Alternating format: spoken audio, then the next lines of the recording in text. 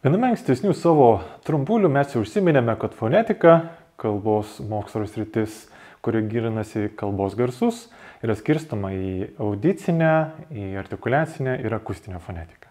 Jeigu akustinė fonetika tyrinėja akustinius fizikinius garsų parametrus, tai artikuliacinė fonetika kreipia dėmesį į patį garsų tarimą.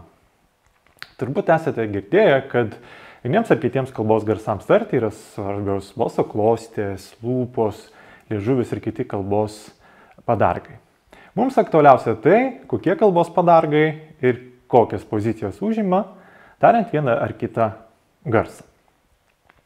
Pavyzdžiui, tarptautinėje fonetinėje abėcėlėje priebalsėms apibūdinti yra skiriamos dvi požymių grupės – artikuliacijos vieta, place of articulation, ir artikuliacijos būdas, manner of articulation. Pagal pirmąją požymių grupę yra skiriami lūpiniai, dantiniai, gumuriniai garsai, gerkliniai garsai.